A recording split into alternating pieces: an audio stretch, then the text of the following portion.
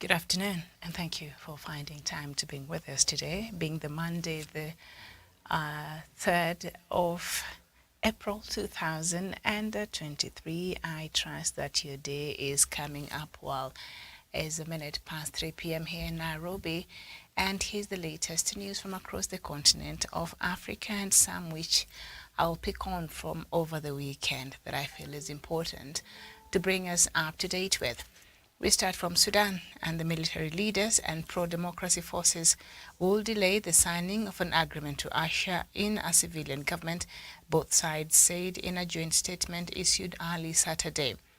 The postponement of the signing, which had been scheduled for later Saturday, comes as key security reform negotiations between the Sudanese army and the country's powerful paramilitary rapid support forces appear to have reached a deadlock. Military generals met with pro-democracy leaders Saturday in the capital of Khartoum and agreed to sign the deal April 6th, said Khalid Omar, a spokesman for the pro-democracy bloc, in a separate statement. The meeting was attended by representatives from the United Nations, the African Union, the Intergovernmental Authority on Development in Eastern Africa, who have facilitated talks between the military and pro-democracy groups.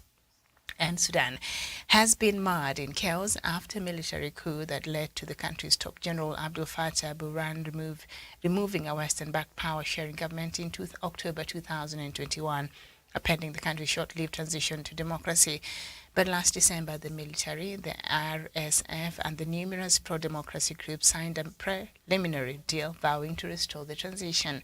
In recent months, international brokered workshops in Khartoum have sought to find common ground over the country's thorniest political issues in the hope of signing a more inclusive final agreement.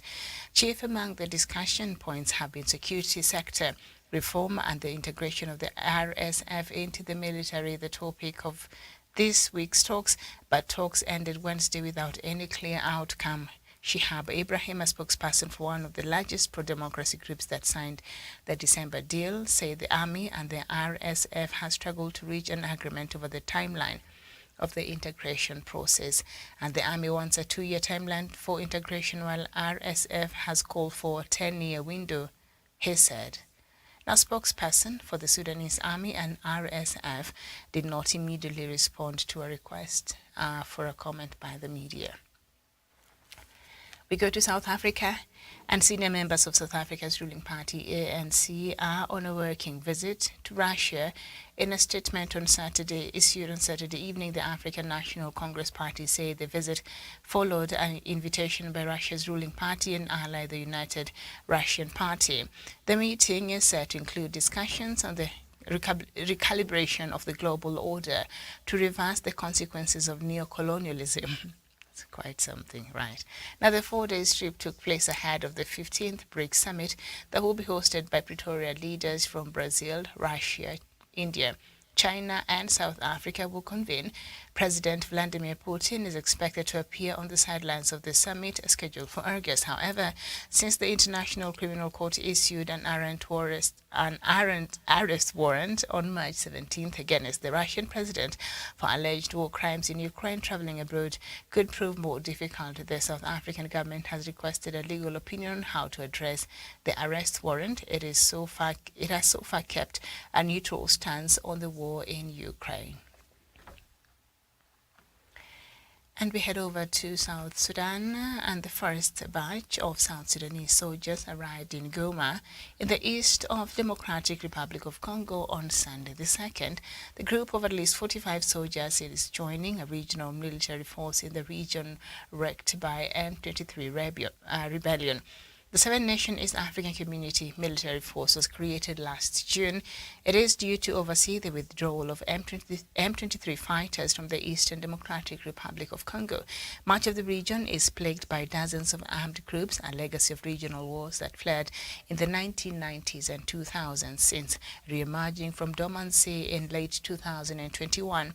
M23 rebels have captured swaths of territory in North Kivu province and advanced within several dozen kilometers of its capital, Goma. Several regional initiatives intended to defuse the conflict, such as ceasefires, have failed to materialize. On March 30th, that was supposed to mark the end of the withdrawal of all armed groups, according to a timetable adopted in mid-February by the East African community. But that withdrawal has not fully taken effect yet. And still staying with matters East African, this time we head over to Rwanda. President Paul Kagame has been overwhelmingly re-elected the chairman of the ruling party Rwandese Patriotic Front RPF in Kontanyi at the party's 16th Congress, which convened on Sunday. The Rwandan leader got 2,999 votes, accounting for 99.8% of the total votes, while his closest contender, Abdul Karim Harelimana, got 3 votes, or 0.2%, according to a Rwandan national daily. The outcome delighted the party supporters. Kagame, Rwanda's president for 22 years, will now serve another 5 years as head of Rwandan Patriotic Front, the political party he has led since 1998. Alice Orusaro Kezi, member of the Rwandan Patriotic Front, even wants him to run for president again. And the 2,000 supporters present at the Congress in Kigali voted Sunday on the occasion of the 35th anniversary of the ruling party since the end of the genocide.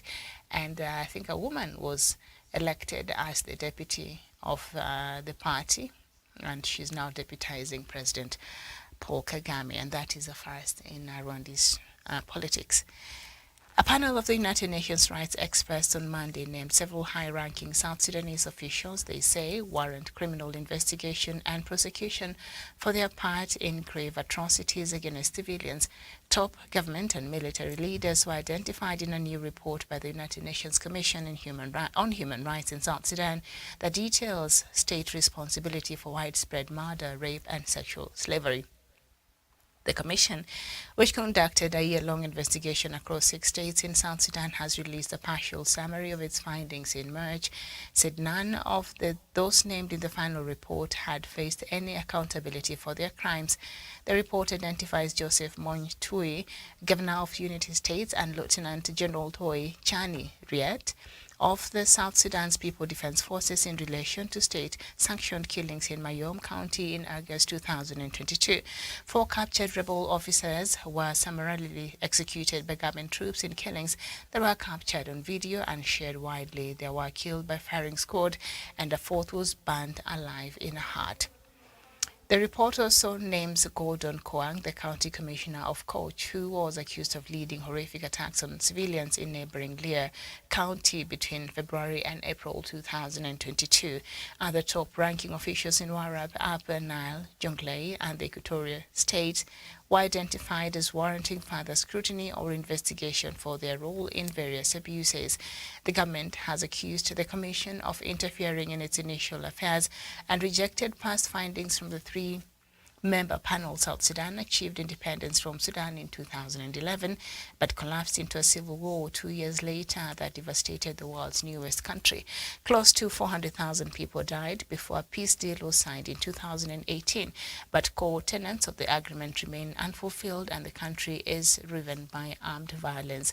A promised tribunal led by the African Union to prosecute offenders and deliver justice for victims of war crimes has never eventuated. And the United Nations Human Rights Office says it is extremely worried about the impact of UK's government plans to send some migrants to Rwanda if they arrive in the UK through illegal routes. UK Home Secretary Suella Braverman has insisted Rwanda is a safe country for migrants. She said on Sunday that she believed that Rwanda policy would have a significant deterrent effect so that people would stop making the journey across the channel to the UK. But the United Nations Human Rights Office said assessments done by the UN Refugee Agency showed that the asylum system in Rwanda was not robust enough. And we head over to Egypt, and President Abdel Fattah al-Sisi traveled to Saudi Arabia on Sunday, according to 3 diplomatic sources, as Cairo continues to seek financial inflows to ease pressure on its currency and bolster a faltering economy. Oil-rich Saudi Arabia has long provided financial support to Egypt, but recently signaled it would no longer provide such backing without strings attached, which observers think may have sparked a rare media clash between the 2 countries. The trip also comes amid a major diplomatic realignment in the region, which, with moves by Saudi Arabia and Egypt to ease the tensions with Syria, Iran, and Turkey. Saudi Arabia and its Gulf allies have repeatedly come to Egypt's help since al-Sisi led the ouster of Mohammed Morsi of the Muslim Brotherhood a decade ago, when Egypt's financial difficulties were exposed and exacerbated by the fallout from the war in Ukraine last year. Saudi Arabia, the United Arab Emirates, and Qatar made deposits in Egypt's central bank and pledged major new investments, but those investments have been slow to materialize, putting new pressure on the Egyptian pound in recent weeks, despite the currency losing nearly half of its value against the dollar since March 2022. Egypt signed a $3 billion rescue plan with the International Monetary Fund in December that targeted $9.7 billion in foreign direct investment in the financial year ending June 2023. And you are now up to date. I don't want to delve so much into the politics in the Gulf right now, but I'd like for us to take a look very quickly on this story about the United Nations experts. Before we get to that story of South Sudan, this one, the Rwandan asylum plan by the United Kingdom.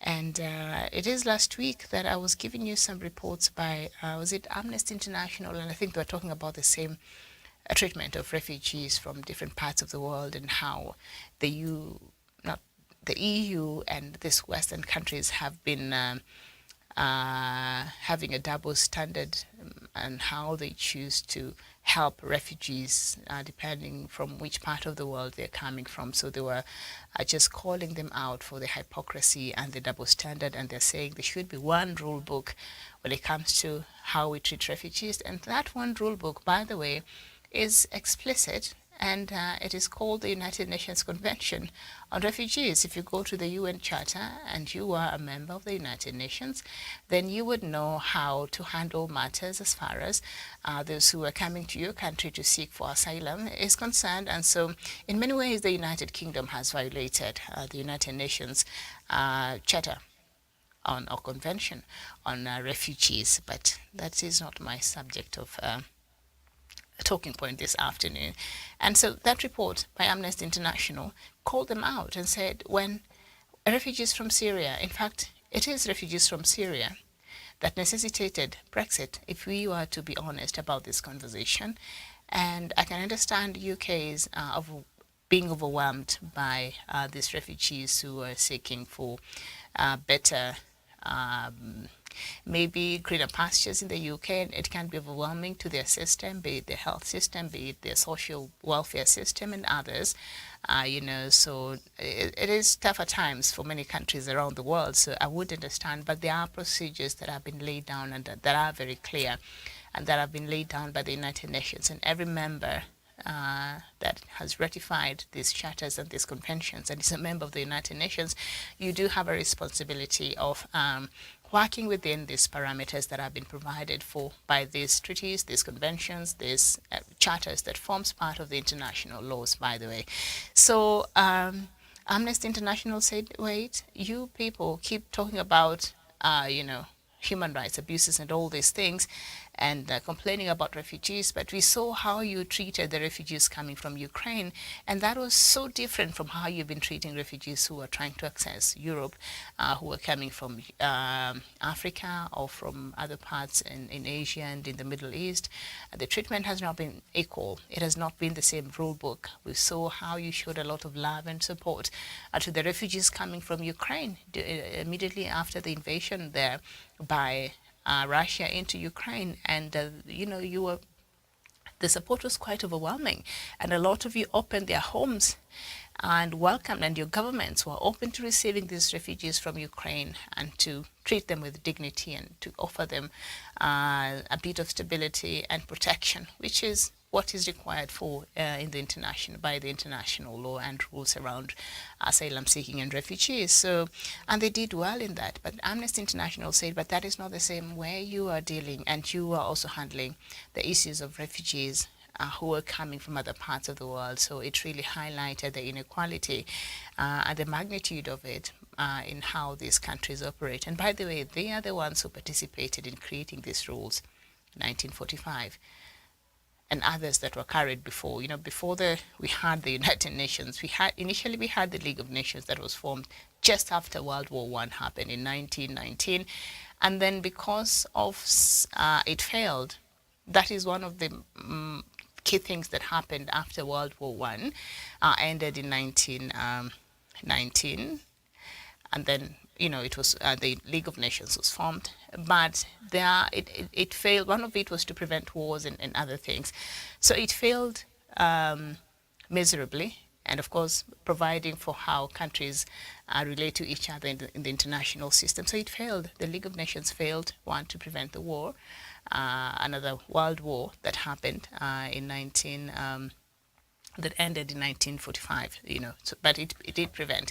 So in creation of the United Nations, that was preceded by the League of Nations, they ensured that a lot of these conventions and articles and charters were captured and were very explicitly captured within the United Nations and its organs, and that help guide and how the international law work and just help guide and how we relate in the international system between states and between all the actors in the international system. Of course, the states are the main actors, and then we do have the non-actors, and we do have this national companies and all this. Those are all the actors in the international system. And so it is important, United Nations and these conventions and its charters and all these things, it's very important that the member states follow through and respect and work within these parameters.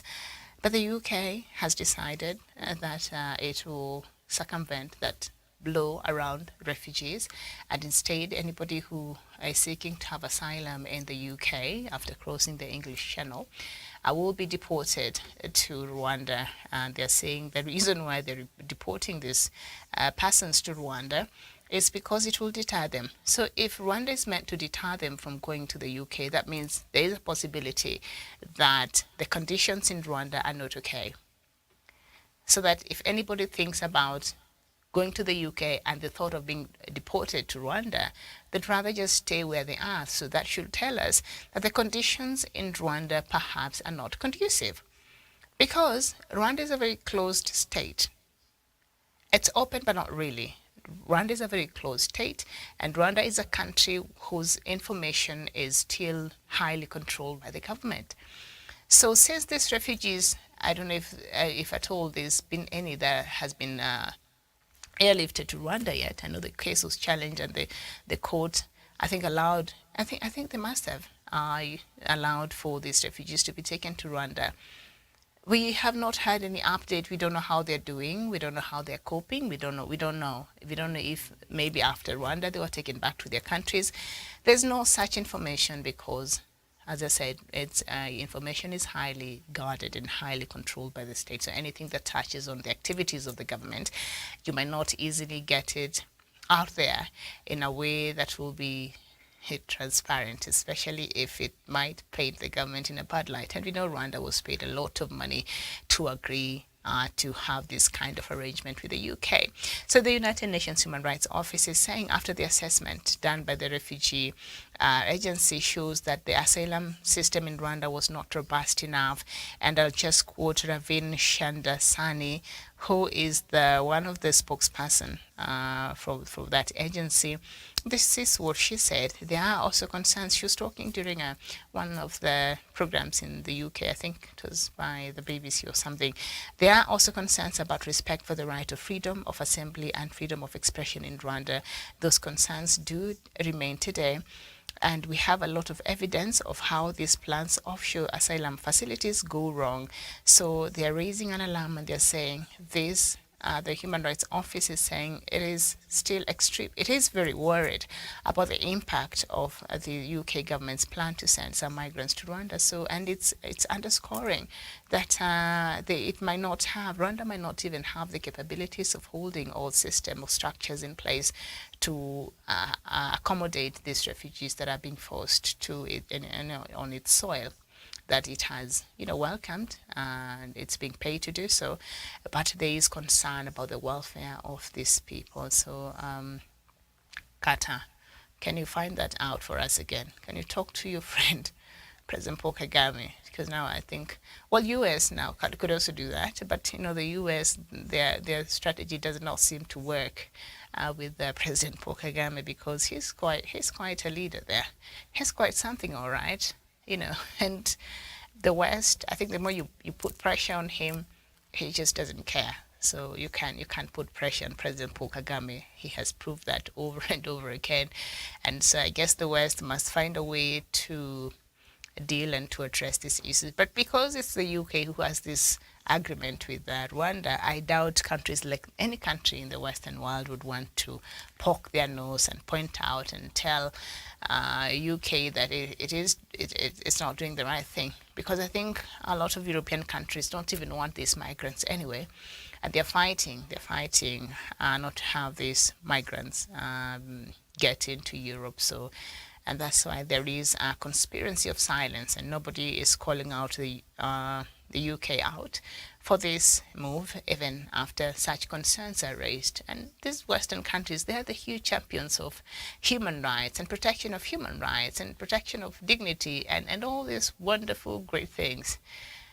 And until it concerns one of them, that is where they draw the line. So you might never hear them say anything about this plan, even despite of these obvious concerns that are being raised. And now still staying with he got 3. So, Paul Kagame, anything that involves a competition against him in Rwanda, I think the least he gets is like 97%, but usually 99 point something percent. That is where he plays. That is his yardstick.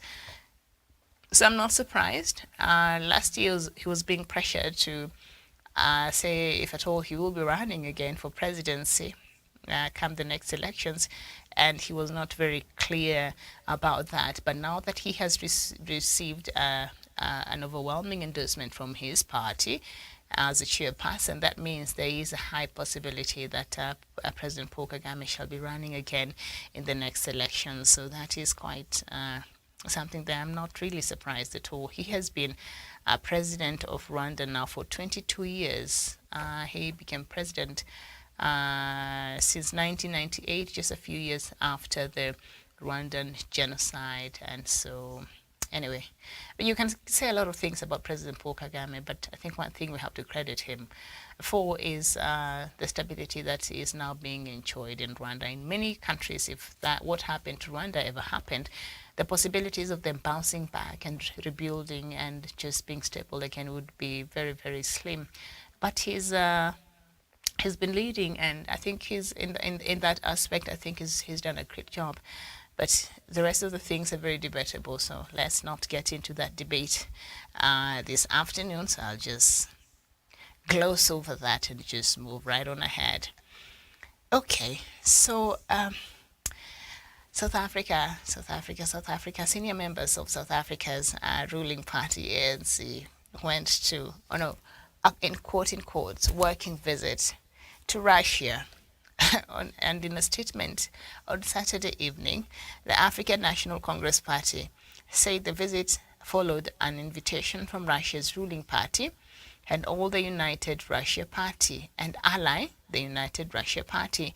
The meeting was set to include discussions on the recalibration of the global order to reverse the consequences of neocolonialism. This is interesting. And Russia, and that's why a lot of African countries, I started explaining this the other time, but I got lost in my thought process. I didn't get to mention this when you were looking at the same story. The reason why a lot of African countries were quite undecided or chose not to take sides in this invasion into Ukraine and this conflict that is ongoing, that has been instigated by Russia, but it's arguable. Others will say it is the West and their allies and their the attempt by maybe Ukraine wanting to join NATO, and Russia felt its interest was being jeopardized, that its security was threatened, and that's why. And we can go. It's a lot to talk about, and we can debate about so many other factors and reasons and why this even happened. But it is ongoing, and I was just watching some news update there. There were Bakhmut was hit hard last night, and so it's really unnecessary, this conflict that we are witnessing now. But just back to my thought process before I lose it again. So the reason why a lot of African countries were hesitant, or others chose not to vote even at the United Nations General Assembly. You remember when we were taking a vote to condemn Russia about this invasion, and a lot of African countries, a few, including Kenya, voted in support of the resolution by the United Nations in condemnation of Russia. But there are others who decided to not participate in that vote, because you do have a right to abstain from voting, and there are others who chose to support Russia. Can't remember how many, but I think majority of them who were not willing to take positions just decided to abscond from voting. And the reason why it has become very difficult for the West to, because they've really been coming and trying to influence African countries and how and which way to pick and choose a side, and they've been wanting to influence Africa and the countries in Africa to support their viewpoint and their perspective on this conflict in Ukraine. And African countries have been very reluctant, and the reason is because during the colonial period, Russia never colonized any country here in Africa, so that is one. Second, during the colonial period, and during that time, the liberation, and during the decolonization period as well, Russia was very key in speaking against the colonialists from the Western world, and even for the countries who received their late independence, like South Africa. I think Russia was key in support of South Africa's independence, and so that's why. So there are those ties, because Russia never colonized Africa, and second, Russia gave a safe haven to a lot of anti-colonial fighters during that time who went to seek for safe asylum in Russia, and we know quite a good number of them. So it is that history that you find that there are other African countries who feel, but Russia has not wronged us. I mean, we know whatever it is that it's doing, but if you go back to the history, Britain, you are the problem. You brought us colonialism here. France, you're the problem. You're still fleecing our countries, and this and that. But Russia, it is just right now that Russia is exerting itself in the continent, and you see this neo-colonialist thing they were talking about, this meeting, reversing the neo-colonialism agenda or whatever it is. This is what now Russia is doing, supposedly. When you look at how it is posturing itself and the influence it's trying to have, especially in countries that had initially under France, those former colonies of France, and some other countries as well, you'll find that Russia is really, really fighting to find a ground and a footing in these countries. And in the ways in which it is doing it now, I think it's a bit confusing. So while Russia is going up there discussing it, it held this meeting to discuss the recalibration of the global order to reverse the consequences of neo-colonialism. This is so timely, and it's interesting that Russia would be holding such a meeting. And I was just talking to us early in the morning, I made reference to that, and I think last week on Thursday, about that democracy summit that China held, a democracy summit, and the kind of, they were having alternative conversations about democracy. And I think I agree with some of the sentiments that were shared in that summit, that democracy should not just, it's not a one-fit wonder for every country and every jurisdiction. There should be some prescription based on the indigenous composition and what encompasses a society or a country, and should be allowed to choose a democratic practice that is that works within the setting of the society. So the reason why we are having so much clashing and conflict and how we pick and choose and how to apply democracies is because this Western democracy does not augur well with a lot of things, especially here in Africa. So there's always that constentation, but also if you go to the Middle East and other countries, that is the case. So it's interesting the kinds of meetings and summits and workshops that countries like Russia and China are seeking to have, and how you can see they want to influence. I don't know why we have to be the ones who are being called to these meetings. Can't we just decide for ourselves what we want and what kind of democracy and what that should look like for us? Why should we go, be it in the US, be it in Russia, be it in China? Can't we come with our own prescription of what really can work for us? Or must somebody go there, think for us, draft an idea and say, now you go try it? And then we come back here, it's a mess. Look at that. So Russia had one. The recalibration of the global order to reverse the consequences of neocolonialism. So I think that is a hit and a jab that Russia is taking, of course, on the Western countries and how they still try to dominate and influence the world. And Russia saying, no, we need to calibrate this thing. It's not working. We need to see how we can reverse it and make it work, and make it in a way that one country or one agenda or this idea of Eurocentric system that tends to influence how even the international system works. We need to do away with this and see how do we have conversations around everybody, the global south also included. How does their voices made to matter in the international system? Because when they were drafting these issues, I've said here before, international relations and how things work in the international system, they're really, really Eurocentric, because that is the basis of the international relations as we know it today. So everything, so the global south, even after that will be Africa and other countries, after getting, they were having these conversations as we're still fighting for we're fighting to be free, for independence and things like that. So we were never featured. Our voices never mattered within that. And that's why you see even how the United Nations is set up. It's really not very inclusive of us and our voices. Otherwise, we'll have a sport at the United Nations Security Council. So however much we fight and we kick rocks and we do all these things, and we don't take action, things will continue being like that, because it is very Eurocentric, the international system and how these international bodies even work, like the United Nations and others that bring the world. We're told it brings the world together, but not really, because you can see how they work to serve, purpose, and usually they're just platforms used for politicking and for, testing other countries and proxy wars and all that. See how that plays out at the United Nations General Assembly or at the United Nations Security Council. So it's just a glorified platform for world politics. That's what I call it. But hey, so anyway, they went there. These members of the South African ruling party ANC went there, and so they attended this meeting.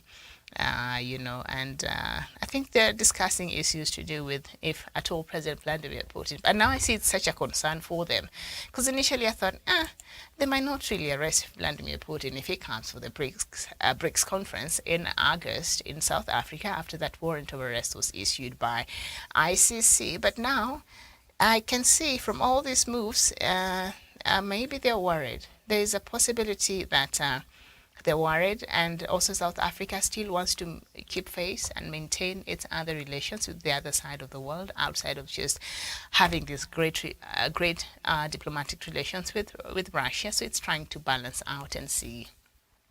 They don't want to burn all the rest of the bridges. And so this will be a true test, I think, on South Africa's loyalty and what its friendship means to Russia. So if it feels it has more to gain by Putin coming to the country than him not coming, so South Africa will choose that route, because in the international system and these relations that countries have, a country always does what is best for its country, period. Nobody should tell you otherwise. A state, be it US, be it any other state, they will make decisions that will fit within their own interest. So that's why you see states acting the way they act. I think the rest of I'd like to, but this will take so much time, so I'll not get into it. The Sudan military leaders failing to sign this transitional deal. I told us they will not do it, but I'll not get into the details of it right now. Let's talk about it. Let's pick on this conversation earlier tomorrow and see what really is going on there in Sudan. I want to thank you so much for your time. Enjoy the rest of your day. My name is Miriam Ogutu. Thank you so much and bye-bye.